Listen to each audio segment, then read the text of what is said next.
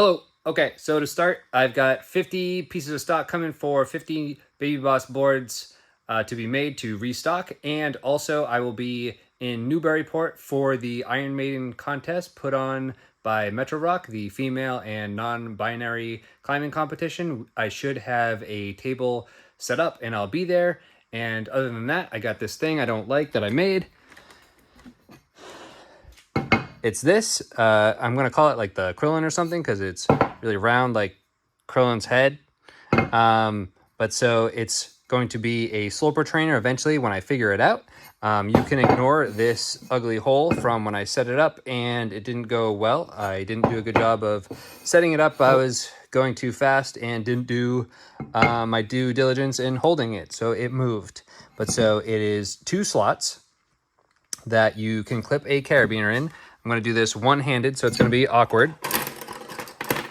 You can clip a carabiner. Whoop, I'm on video, so this is weird for me. You can clip it in like that. So you'll hang your weight or hang it from a bar and do sloper training. So the problem is it starts out from this, where it's raw aluminum 61 tubing cut with a bandsaw, and just the extruded finish. And it's also been shipped to me and banged around at the warehouse, so it's got some scratches in it.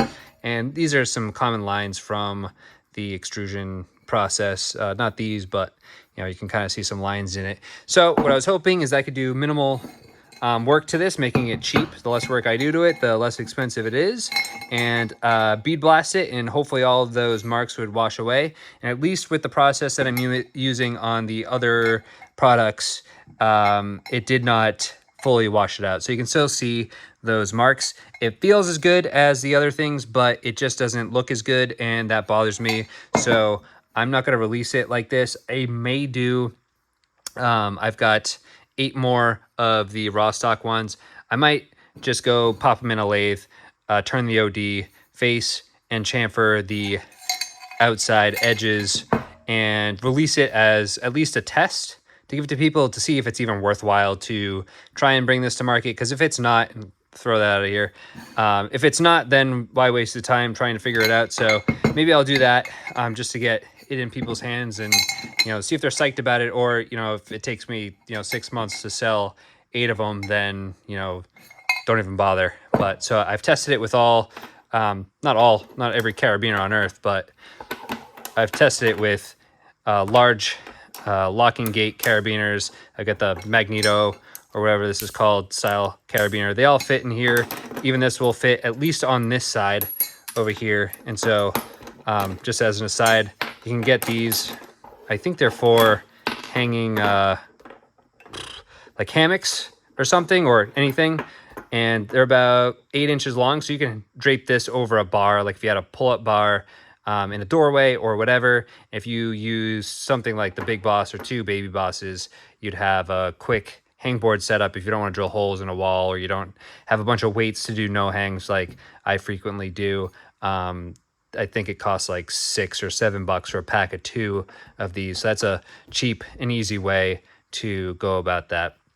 So I'm also going to show off this foothold and sneak over here and open up my laptop while I'm doing that to turn it on. But so this is a foothold that I made maybe a year ago. It was a prototype, and I like them, but at that time I wasn't really looking at starting anything. So I had a few of these left over, and I had never bead blasted them. So this is the same finish that's on the other products. I'll slow down, just let myself take a video of it so you can see the textured marks in this. So I wanted to make a set. So I've got basically this same foothold. I have it in this flat version that you see here and an in-cut. But I wanted to have, I don't know, maybe 5 and have them go along with handholds, obviously, and have like a climbing hold set that you could have made out of aluminum. It would be small footholds and small handholds, just so you're not paying, $400,000 for a set of holds because I made some giant aluminum slopers or something ridiculous. So that's something that you may see from me in the future. is some climbing footholds and handholds. But right now I'm obviously focusing on the training products, and I've got also, all right, so I'm starting on my computer. I'm going to stop the video for a second and come back. All right, hey, I'm back, and I figured out how to use my own computer. So I'm sorry I didn't do like a screen record like an actual professional, but you know, here we are. So this is the next product. It's going to be a pinch trainer, and so it helps that I explained the sloper and how the carabiner goes through it beforehand, because that plays into this part as well. So I have two of those double slotted features in this part as well. So you'll snake the carabiner in from the bottom. You'll put your forefingers here or here for two different pinch widths, and then the thumb will go here, and you can choose to put the carabiner closer to your thumb or further away. You know, putting it closer to your thumb will put a little bit more weight on your thumb, which I like because I'm usually not trying to train my, you know, my forefingers versus my thumb when I'm pinch training. I really want some more focus on my thumb, but you can move it over here if you feel differently. So you get the two widths on the pinch by utilizing, you know, either one of these slots, or I guess if you're, you know, a weirdo and you want to train super thin pinches, you've got that. You know, I won't, you know, do what you want. So I intend for this to probably be 20 millimeters depth. None of this is finalized. This is for the basic shape and for me to check if the weight and all of that and the price of this seems to be reasonable. So I gotta finalize all these depths and features to be what it will be before I even prototype it. But so yeah, this is a 20 millimeter depth pocket, or that's what it should be. And then this one will be, maybe it'll be another 20 millimeter, but I think maybe I'll make it deeper, but it definitely will have a much larger radius on here. So with the mounting point back versus, or, you know, further away from where your fingers sit, in contrast to like the Baby Boss or the Big Boss board where it's further to the face, that will make these pockets seem to slope away from you a little bit. So they'll actually be more comfortable or feel more comfortable, but also make it more ideal for a 3-finger drag. So might as well, you know, push even further in that direction, give you a nice big radiused edge here and make like the perfect pocket for 3-finger drag training. And then you also, and disregard how small this radius is, this will also have a mono position here. So this radius will have to enlarge a bit for that. So again, nothing on this is finalized, but you get the idea. And these two on the back, they're the same edge depth in this model, but they'll be different in the final version, and probably the radius as well. But I'm thinking probably like a 10 and an 8.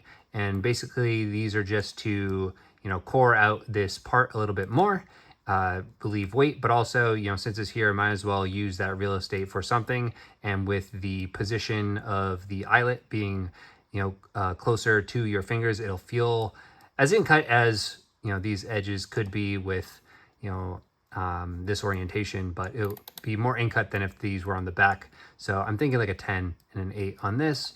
And then my typical branding, this needs to be moved up, obviously. Again, don't judge this yet because it is not finalized at all. But so that's the next one. I've got plans for a hangboard, some individual edges, and then another full featured, let's call it, portable hangboard. So something with more edges on it than the Big Boss has, but it'll be a more complex board and it will be more expensive than the Big Boss. So they'll both have their place. And I think the Big Boss will be, you know, simplicity is king. I think that's probably my favorite product, the most useful, but it'll be something maybe that people will appreciate more for, you know, taking on a trip or taking to the crag if you're picky about, you know, your edge selection. So that'll be coming out eventually. Each one, I want to say, takes me a month or half a month to not design or even prototype, but to test afterwards. So even if it takes me 2 days to come up with an idea, prototype it, and start using it, I'll wait at least a month. I might even make 3 and give it to people that I trust, people that are, let's say, you know, I sent some monos out to people who actually train monos, who live in an area where they have monos that they climb on. I didn't want to release it without, you know, someone's blessing on a training device like that. So I sent it out. It, you know, monos are simple enough, you know, you'd be able to hang on one finger off of it, but I wanted it to be as comfortable and as specific to the climbing that people do as possible. So I wanted some input. So that goes for anything else that I make. I just want to make sure that I've done my due diligence and gotten feedback from people before I release anything. So we'll have to wait a little bit for those to come out. So, and my buddy Dave, one of the only people probably watching this, has the idea to put a Baby Boss board or one of the products to the test by probably taking like an excavator or something and trying to lift a car. Or, I mean, it should be able to lift a car, a Baby Boss board, because a lot of people ask me, how much is the Baby Boss board rated to lift? And it doesn't matter. You can't break it. It's humanly impossible. If you break one, I'll give you one for free. I'll design you one just for you. But so long as you have human fingers, they're not going to break. So I was thinking about doing something silly like that. So if you think that's a good idea, and you actually watch this video, you know, you can say something down below. But that's it. Bye.